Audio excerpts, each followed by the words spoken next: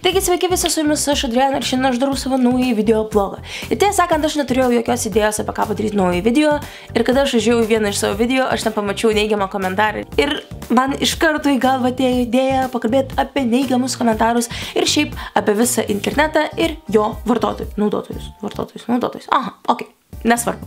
Tai va, taigi pradėkime nuo to, kad aš norėčiau aptarti internetą. Internetas yra labai plati reikšmė, dėl to aš manau, kad aš perėsiu per keletą tokių aspektų ir taip žmonės, aš reikšiu savo nuomonę, nekritikuokit ir tiesiog išklausykit, aš niekam jos nebandau prikabinti, kad jūs irgi taip galvotumėte. Taigi pirmą, aš manau, kad mes pakalbėsime apie tą patį nuomonės reiškimą.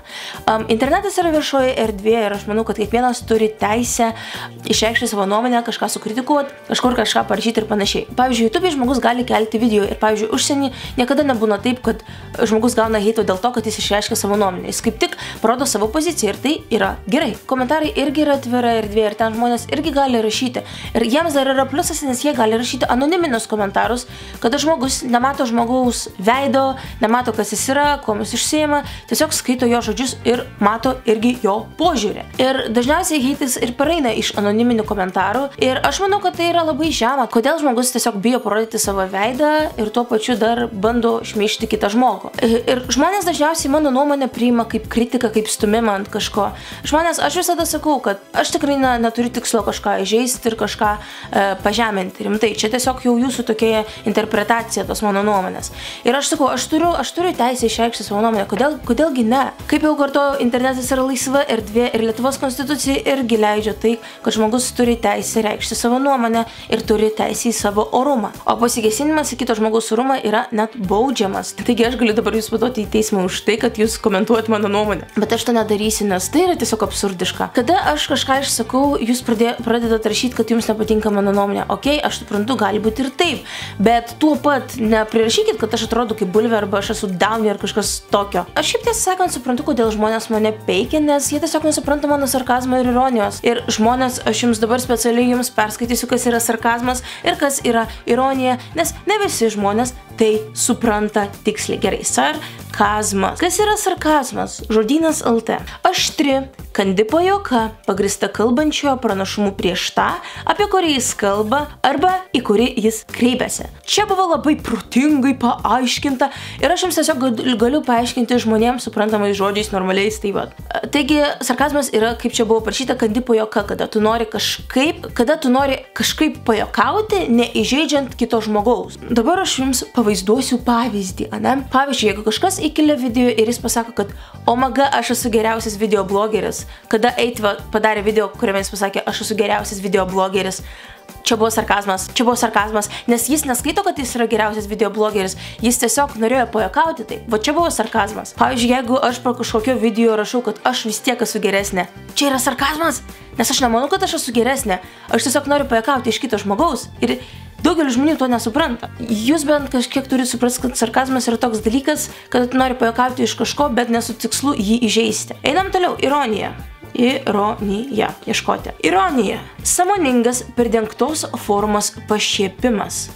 Ok, čia yra panašu į sarkazmą kažkiek, iš tos pačios srities galima sakyti, bet čia nėra visai sarkazmas. Ironija. Čia yra irgi panašus kaip pašiepimas. Bet kada tu kažkokį sakai faktą, bet su juoku, aš nežinau kaip, būtent aš nežinau kaip parodyti pavyzdį, čia jau iš konteksto turi tiesiog išskristi ir jūs turit suprasti.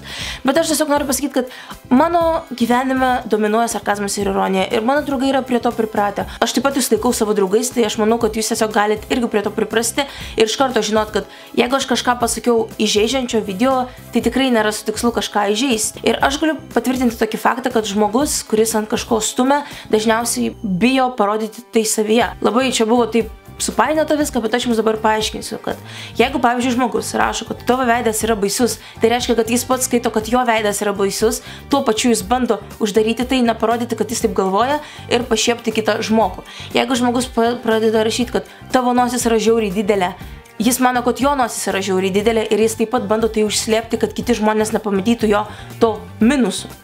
Žmogus tiesiog bando surasti kito žmogaus silpnasias pusės ir tuo pačiu neišryškinti tų pusių savyje ir tiesiog kažkaip bando jį pažeminti. Ir žmonės, aš tiesiog noriu labai jūsų paprašyti, kad jeigu jūs žeminat žmonės, tai rašykit savo vardu, rašykit, parodykit, kas jūs esat, o ne iš anonimiško anketų, nes kodėl Lietuva pirmauja dėl savižudybių skaičiaus, nes priežastis yra internetas, nes internete dažniausiai vyksta patyčios. Aš irgi labai sulaukiu daug patyčių, bet aš tik tiesą sakant nekreipiu dėmesį, jeigu aš kreipčiau, tai aš jau sėdėčiau, verkčiau kampe ir nežinau, bandyčiau žudytis, tam pjaustyčiaus ir daryčiau viską, kad tik, nežinau, išeiti iš šio pasaulio, bet aš to nedarau, nes aš nekreipiu dėmesio ir aš irgi priimu kritiką, jeigu ji yra konstruktyvi, ta prasme, jeigu ji yra argumentuota ir pagrįsta kažkuom. Jeigu man tiesiog žmogus parašo, kad mano veidas atrodo kaip bulvė, čia yra kritika, bet ji yra absurdiška. Kodėl mano veidas atrodo kaip bulvė? Tai va, o jeigu žmogus parašo, kad man nepatinka tavo šviesa video, nes ten tu esi kažkokia geltona ir panašiai, va čia yra argumentuota kritika, va gerai, aš pabandysiu pakeisti tą šviesą, va būtent tokias kritikas man ir rašykit. Ir aš tiesiog noriu paklausyti tų žmonių, kurie rašinėja nesąmoningus komentarus ir neigiamus komentarus.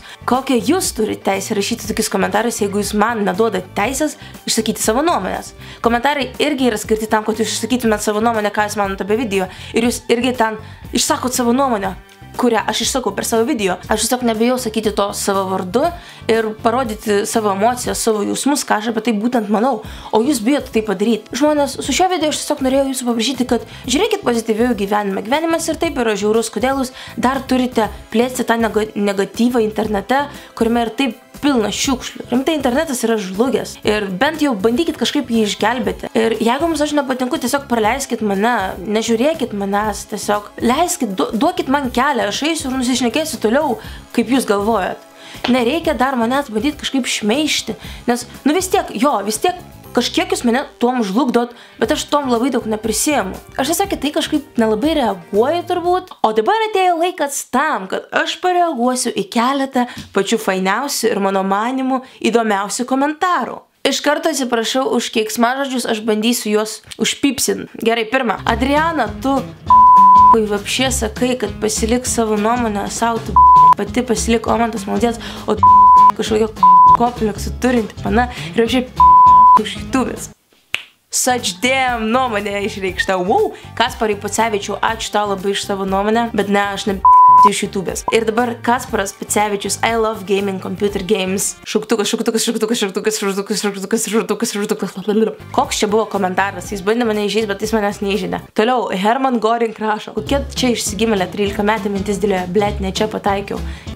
Man jau galima sakyti 18 ir jeigu noriu ir dėlioja mintis, koks tau skirtumas. Kepta bulka rašo. Vardas geras. Oi, ble, įsižeidė panelė, kad kažkas pasakė apie ją. Turbūt tavo špaklis taip įsigeria į smegenis, kad pradeda šūdus šnekėt. Nesijausk pasaulio bamba ir kampą paverk. Aš tikrai nesijaučiu pasaulio bamba, jeigu jausčiausi, tai jūs tai tikrai matytumėt iš mano elgesio. Ir kodėl aš turiu verkti, jeigu tu parašy nesąmoningą komentarą? Čia galima tiesiog pasijuokti. Aš sakau, va čia, pavyzdžiui, žmogus irgi neparodė savo veido ir aš tiesiog nežinau, kas parašė. Ir jis jaučiasi gerai, kad jis mane įžeidė, bet nežinau, galite rašyti man tokius komentarus, aš šiaip išvenkite, sakant iš jų. Rašo NATO aš. Tik pamačiau šitos nukį, iškart išjungiau video ir dislike. Čia žmogus parašė taip, nes jis nedaro pats video, jis man pavydi, kad aš kažko pasiekus. Ir jo, ir tiesiog, ką aš tau pasiūlyčiau būtent, kad tu pasikeistum, tai pažiūrėk pirmą į save, kaip tu atrodai, ir tau viskas patinka savyje, padaryk video ir tada mes galim sulyginti, kas geriau daro. Einam toliau. Adomas Strasdas, čia jau tikras žmogus rašo. Tau įstrigo vibratorius, užtat taip šūdinai stumi. Ok, žmogus nesuprato mano stumimų ir nusprendė, kad pas mane įstrigo vibratorius. Ką aš galiu pasakyti? Ok, einam toliau. Rūta Lukuševičienė rašo, atsibodo, kad per vieną video myži prieš kamerą. Ta prasme myžu. Aš į tualetą prieš video visada nueinu taip, kad neapsimyšti prieš kamerą, dėl to aš negaliu myšti prieš kamerą. Toliau, Augustė mums mergaitėms rašo. Tavo profilio veidas panašus į tą mišrainę, neįsižeisk, tik pasakau. They ask you how you are, you just have to say that you're fine when you're not really fine, but you just can't get in. Mano veidas panašus į mišrainę? Neįsižeisk, pasakau, okei, ta prasme aš net neįsižeidžiau. Čia toks random komentaras. Gerai, toliau. Pristaisiu savo sveiki visi čia, Adriana. Ok, sveikinsiu taip, sveiki visi, su jumis aš Nedis. Šiandien darau savo naują video. Einam toliau. J Neon KE rašo. Durna boba kaušė. Durna boba kaušė. Durna boba kaušė. Durna boba kaušė.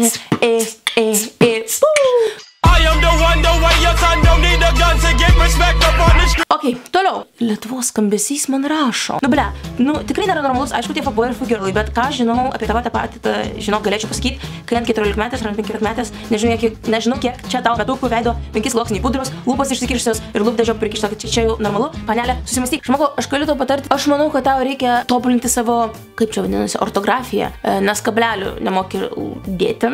Aš labai iš tavo komentarą ir žmonės pas mane nėra 5 sluoksnių pudros, kaip jūs sakot, aš užsidedu 1 sluoksnį pudros. Vieną! Čia yra šešėliai, va čia yra bronzeris, čia yra antakiai. Ir taip pas mane yra antakiai, čia nenupešti antakiai. Čia yra lūpdažis ir čia nėra 5 sluoksnių pudros. Ta prasme, kodėl visi sakot, kad pas mane 5 sluoksniai pudros? Ir čia turbūt buvo viskas, visi komentarai šitas video ir taip kažkiek užsitęsė. Tai aš tiesiog su šiuo video norėjau pasakyti jums, kad pozityviau žiūrėkite pasaulį, palaikykite savo draugus ir aš manau, kad net tie heiteriai, kurie man rašinėja nesąmoningus komentarus, aš net jūs labai myliu, tiesą sakant, nes jūs irgi mane žiūrit, jūs man duodat kažkiek dėmesio ir jeigu jūs jau man rašot neigiamus komentarus, bet tai bent jau veidą savo parodykit, nes vis tiek įdomu, kas man ten rašinėja, žinot. O tiems, kurie mane nuoširdžiai palaiko, ačiū jums labai jūs visus myliu, ačiū už jūsų palaikymą. Šėrinkit šitą video, tegul, kaip sakoma, skleiskime pozityvą. Aš tiesiog norėjau pasakyti, kad Lietuvos konstitucija neuždraudžia išsakyti savo nuomonės ir kiekvienas žmogus turi teisę į savo orumą. Aš manau, kad jūs patys turite turėti savo nuomonę, aš tikrai niekada nekabinu jums savo nuomonės. Ačiū jums labai už jūsų palaikymą, už tai, kad jūs mane žiūrit, už tai, kad jūs mane mylit, už tai, kad jūs man rašot labai fainus SMS. Ir tiesą sakant, aš sakau, aš būna sulaukiu tokių fainų žinučių, kad ten tu mano akise perspektyviausiai tam blogerė. Labai žiūri, man patinka tokios žinutės. Ačiū jums labai, kad mane žiūrit, su jumis buvau aš Adriana. Linkiu jums visiems gero vakaro ir sėkmės jums visiems. Žinokit, kad jūs esate mano širdyje ir aš jūs labai visus myliu.